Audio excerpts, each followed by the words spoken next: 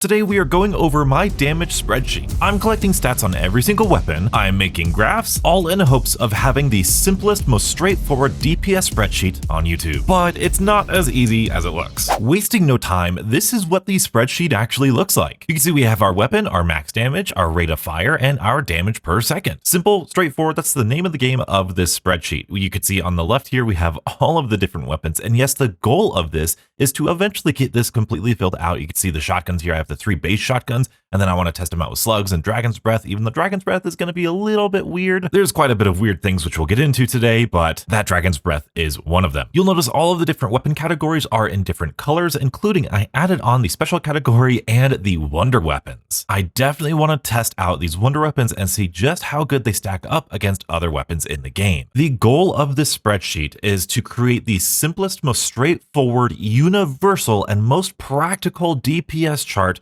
that we have. There are tons of amazing other charts that people have been working on for months that go into way more detail than this is going to, and I do not want to ruffle any feathers or take away from anybody else's work because there is value in that work too. But one of the biggest reasons that I created this spreadsheet is to, like I said, kind of create a universal base standard, at least for myself and for what a majority of people use. Because you see, when we're getting these damage numbers, well, what exactly does that come from? And over here we have the criteria. You can see we are testing weapons with the legendary rarity, triple pack-a-punch, with a CHF barrel, with the dead head major augment, which further increases critical damage, and with the base double tap fire rate increase, just the base version. This is because these augments, attachments, and situations are probably the most practical and universally used things that I can think of when testing weapons. Weapons are not going to be tested with the dead first dead shot major augment, so the one that doubles your damage at first. Some people might run that, but I feel like a majority of people are already running the dead head. We are not running any double tap augment, so no double impact, no double time for that extra rapid fire, no double or nothing to increase that overall damage per second calculation. We are also not running the rapid fire attachment because, as we know, FMJs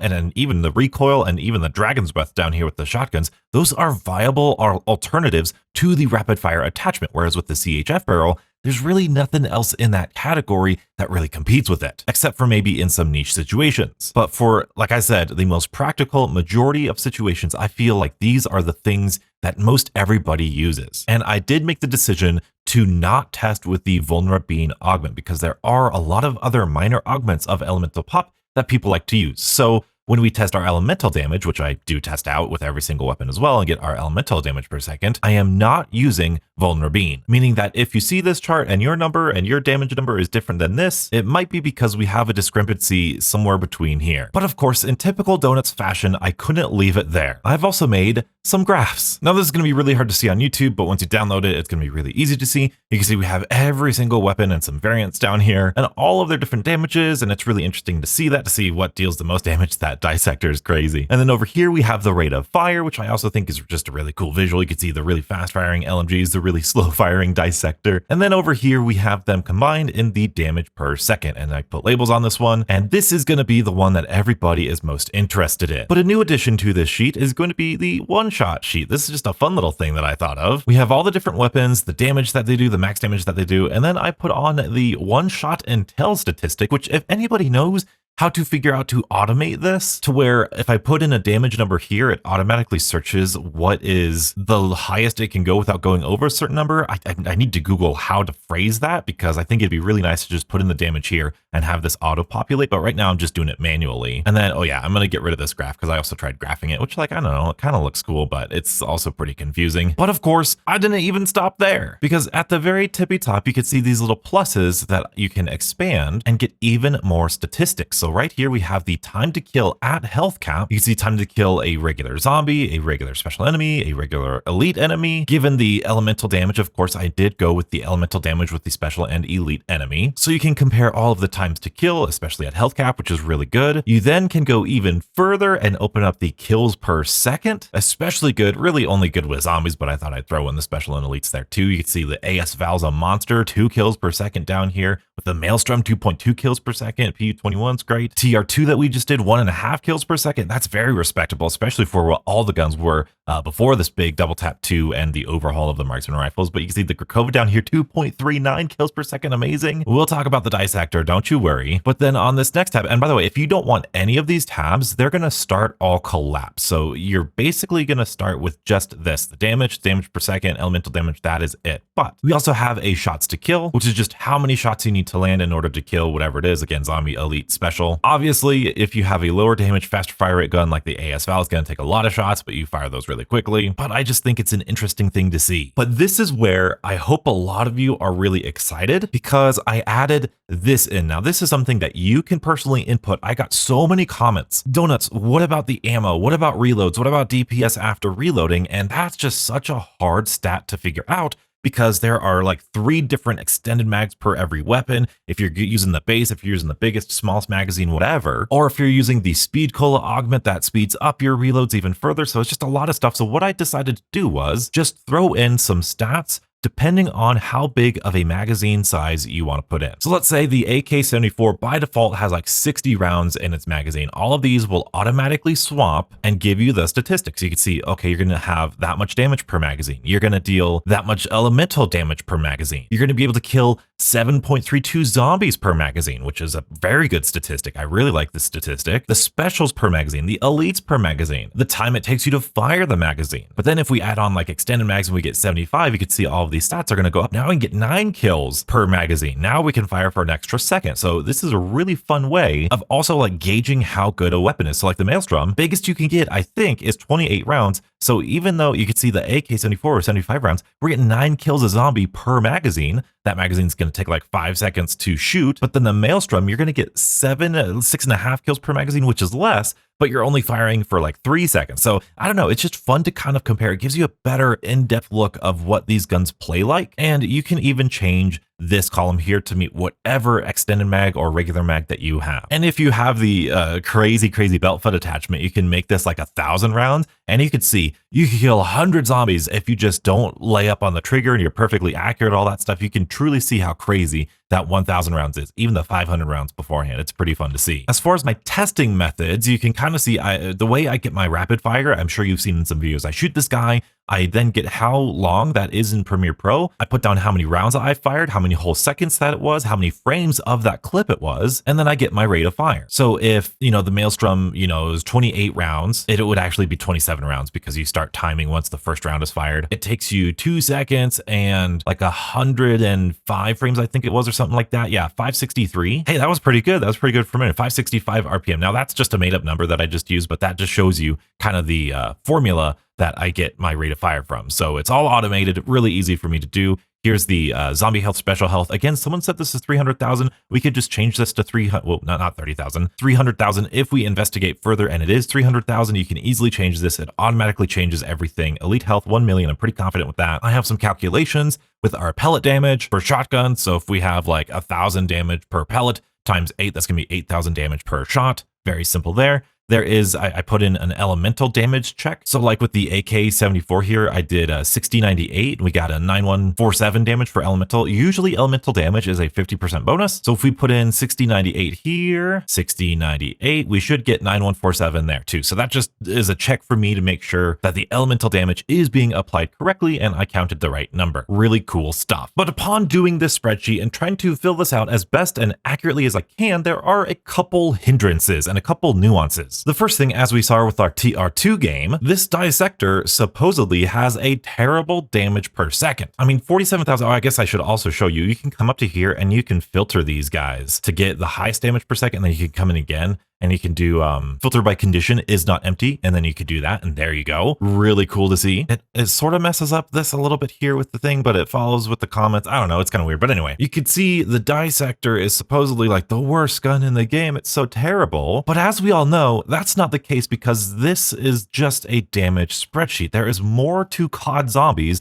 than just the DPS of a certain gun. And this is true with the Dissector, it's true with the GS45s, it's true with the LR762, and most of the sniper rifles, honestly. But the reason being is that the Dissector has great penetration damage, and it doesn't lose damage when shooting multiple zombies. The GS45, we know, deals like 4,000 damage to a zombie, but it's dealing that 4,000 damage to like the horde of zombies. So how in the world do you calculate that? Well, it's hard. You can't. So this whole damage spreadsheet really is just based on the assumption that you're only shooting one target. And even with these assault rifles and these regular weapons that we're using, you are getting penetration damage. When you're shooting into the horde, you're dealing damage. It's the only reason, or the biggest reason, that I'm using dead head over dead first. If every single zombie started at full health, dead first would be crazy overpowered. But because you get those collaterals, you're dealing damage to zombies behind the one you're shooting, you're dealing a higher damage to the horde. And I've gotten a lot of suggestions of how to calculate that, but you just can't. You're not guaranteed to shoot 3 zombies every time or 7 zombies every time. Or if, the Dissector can go through like 20 zombies. Are you going to line up 20 zombies to get the maximum DPS? No, there are a ton of assumptions. I mean, the DPS in general is assuming, first of all of these things, but it's also assuming no armored zombies,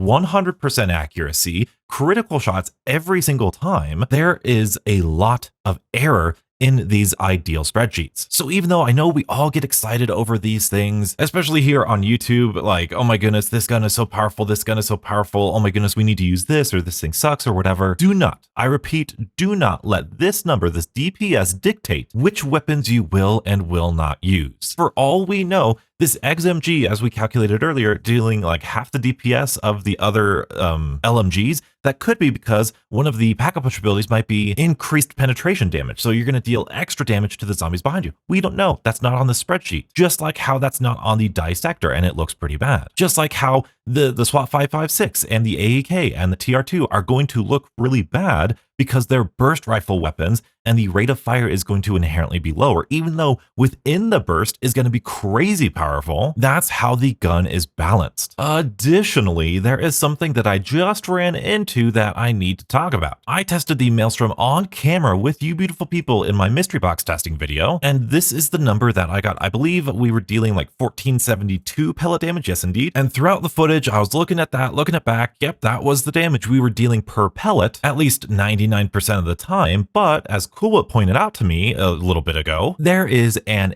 incredibly tiny, teeny tiny 1 meter range where the Maelstrom does a little bit more damage. And by a little bit more damage, I mean, I think it was like 2420 damage, so 1936. And if we put 1936 in here, we get a crazy damage per second, 182 damage per second. That blows everything out of the water. And then if we did some elemental damage, that would be 2940. So if we did 2940, 200,000 damage per second elemental damage, right? That's insane. That's the best gun in the game still, but that is only for that one. And if you put like the monolithic suppressor and the extra barrel, long barrel on there, you get it all the way up to 1.2 meters. And I'm going to throw up some gameplay. Hopefully you could see just how freaking close 1.1 meters is. It's crazy close. And this is kind of why I wanted to share this with you today, because this spreadsheet, despite what my reputation on YouTube may be, this spreadsheet is not going to be the end all be all, because I could keep this on here because technically that's true. That's the first damage range of the Maelstrom, and therefore that's the damage per second. That's the damage you're doing. There you go. But I had this thought also while we were testing the Krakova live on stream. The range of the Krakova is like 8 meters. So it's a little bit more. It's a little bit more practical, but it's about on the edge. The edge of where you might be shooting zombies. It's really hard to tell. The footage in my Krakova game, I was consistently getting this 7,500 damage. So I was it was obvious that yes, that was the first damage, but the second damage was like 65 something else, which would then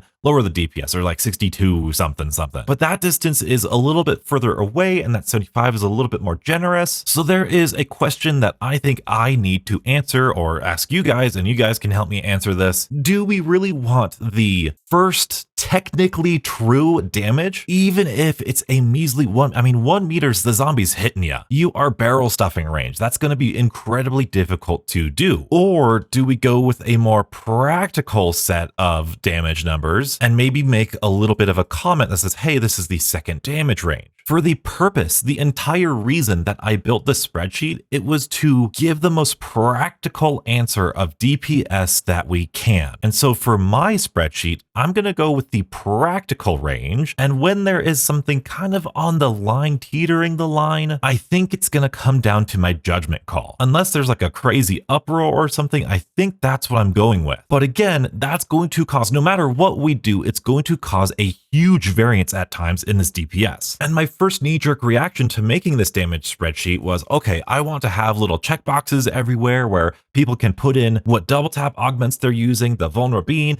the CHF barrel, no CHF barrel, the rapid fire, not rapid fire, the damage range, all this stuff. And I wanted to have it all here, but every time I see someone else try to do that, first of all, that's a ton of work, and that's just so impractical to do. It's just not worth doing. Thirdly, I like hand testing all of these things. I could just get the first damage and go, oh, elemental damage is 1.5, and then just multiply this number by 1.5, but I want to hand test everything. I want to hand test the rate of fire, not just pull it from the menu. So when looking at every other person's damage spreadsheet, you're going to see quite a bit of variance depending on the purpose, the structure, the format, and the system in place that we all got to the numbers that we got to. All I can do is just be as open and honest as I can with how I got my numbers, what I'm doing with my numbers, any sort of comments over here. So I'm going to make, hey, second damage range. I'm going to keep a close eye on these pistols and these shotguns, and sometimes I've even heard these SMGs have some pretty abysmal range, but that sounds like another video where I could go into like the long barrels and stuff and see which